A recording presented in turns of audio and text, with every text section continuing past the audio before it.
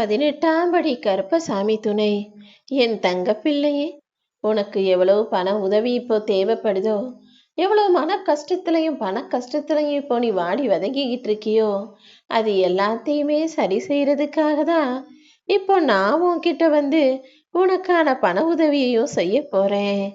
வீடு தேடி வர்ற லட்சுமிய வேணான்னு சொல்லாம நான் உனக்கு கொடுக்க போற என்னுடைய அருளையும் ஆசீர்வாதங்களையும் பண செல்வத்தையும் பொருட்செல்வத்தையும் அப்படியே பெற்றுக்கொள் என் தங்கமே.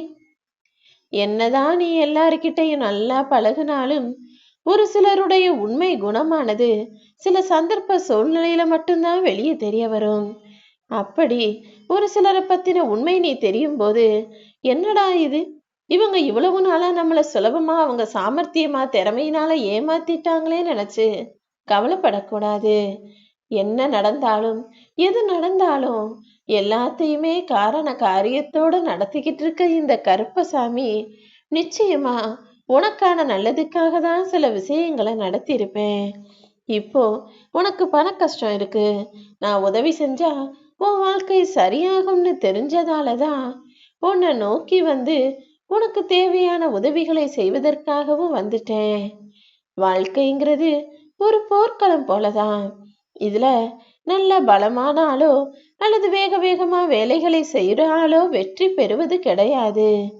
யார் ஒருத்தர் தன்னால முடியும்னு முழுசா நம்புறாங்களோ அவங்க நிச்சயமாக வெற்றி பெறுவார்கள். நீயும் இத்தனை நாளா நம்பி நம்பி ஏமாந்ததுதான் மிச்சமா இருக்கு.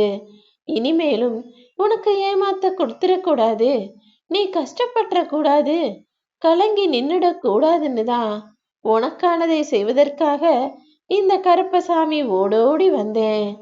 எப்பவுமே எந்த விஷயத்தை செஞ்சாலும் முடிவு எப்படி இருக்குமோன்னு முடிவை பத்தியே யோசிச்சுக்கிட்டு இருக்காம நீ செய்யக்கூடிய வேலைகளுக்கும் முயற்சிகளுக்கும் முக்கியத்துவம் கொடுத்தீனா அதில் முழுமையான வெற்றி நிச்சயமா உன வந்து சேரும். கடந்த காலத்துல நடந்த விஷயங்களை நினைச்சு நீ இத்தனை நாளா வருத்தப்பட்டுட்ட. அதனால உனக்கு ஏதாவது நல்லது நடந்திருக்கா? எதிர்காலத்துல என்ன ஆகுமோ நினைச்சு நீ பயந்து பயந்து யோசிச்சுக்கிட்டே இருந்ததுனால இதுவரைக்கும் ஏதாவது விஷயம் மாறி இருக்கா? நிச்சயமா இல்ல. எது நடக்கணும்னு இருந்ததோ அதுதான் இப்போது வரைக்கும் நடந்துகிட்டு இருக்கு. இந்த நிகழ்காலத்தை நினைச்சு சந்தோஷமா எனக்காக என் அப்பா கருப்பசாமி கூட இருப்பாருன்ற நம்பிக்கையோட நிம்மதியாக வாழ்ந்து விட்டு போ என் செல்லமே. உன்னுடைய திறமையையும் உன்னுடைய புத்தியையும் உன்னுடைய மனசையும் உன் நல்ல குணத்தையும் புரியாதவங்க உன்னை ஏதாவது குறை சொல்லிக்கிட்டு இருந்தா தயவு செஞ்சு அதை நினைச்சு நீ கவலைப்படாத. குறை சொல்றவங்க எதையாவது சொல்லிக்கிட்டு தான் இருப்பாங்க. உன்னுடைய தனித்திறமையை புரிந்து கொள்ளாமல் உன்னுடைய தனித்துவத்தையும் மகத்துவத்தையும் புரிஞ்சுக்காம யார் என்ன சொன்னாலும் அதை நீ பெருசா நினைச்சுக்காத. நல்ல விதையை போட்டாதானே அதிலிருந்து நல்ல செடி நல்லா வளர்ந்து நல்ல பலனை கொடுக்கும். அதே போல நல்ல எண்ணங்கள் உனக்குள்ள இருந்தாதான் உன் வாழ்க்கை பிரகாசமானதாக வெற்றி மிகுந்ததாக இருக்கும். மொத்தத்துல மனிதர்கள் வாழ்க்கையை வாழ்றதுல ரெண்டே வகையான போராட்டங்கள் இருக்கு. ஒண்ணு, வெற்றி பெற்றவர் ஜெயிச்சவங்க அந்த ஜெயித்துவான வாழ்க்கையை தக்க வச்சுக்கணும். தோத்து போனவங்க ஜெயிக்கிறதுக்காக போராடிக்கிட்டே இருக்காங்க. நீ போராடியதையெல்லாம் உனக்கு நான் முடிச்சு வச்சு இந்த போர்க்களத்துல நீதான் வெற்றியாளன் என உன்னை வாழ்க்கையின் வெற்றியாளனாக அறிவிக்க போறேன். சில சிறந்த தருணங்களுக்காக நீ காத்திருக்கும் போது பல சிறந்த வாய்ப்புகள் உன்னை கடந்து போயிடுது.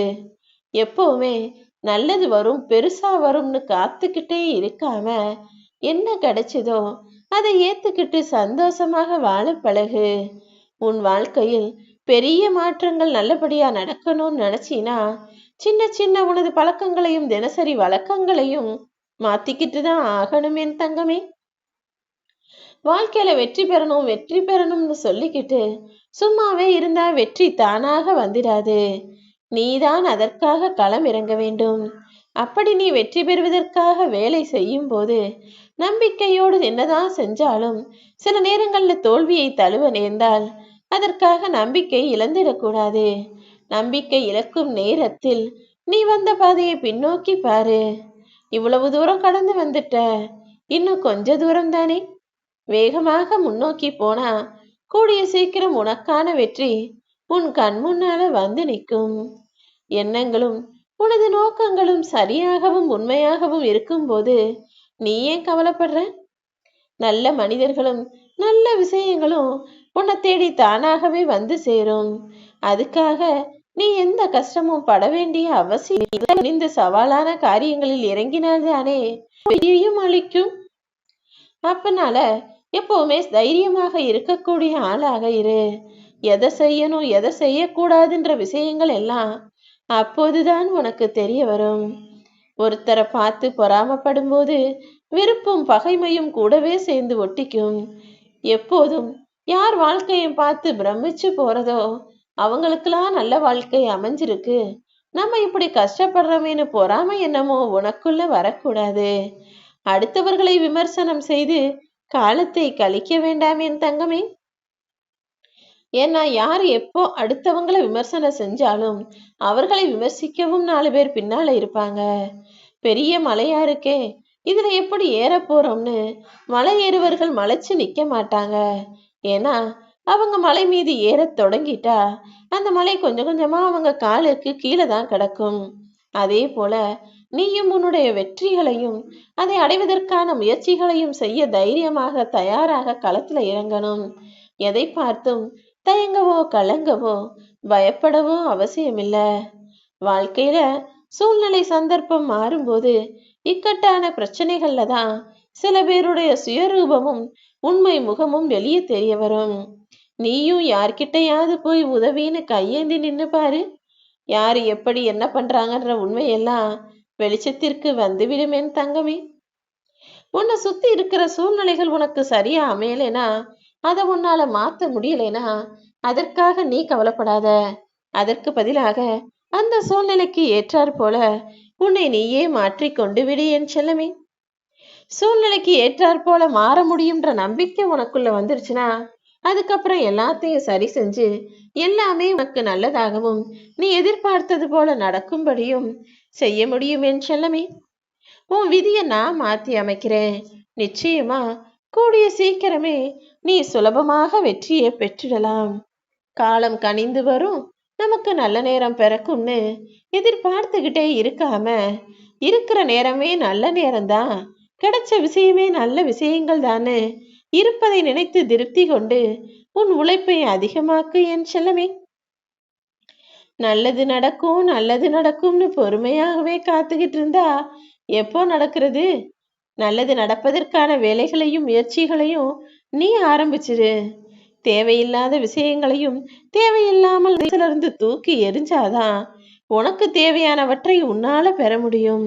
ஒரு வீட்டுக்குள்ளேயே கூட அது வேணும் இது வேணும்னு எல்லாருமே எல்லா குப்பைகளையும் சேர்த்து சேர்த்து வச்சுக்குவாங்க.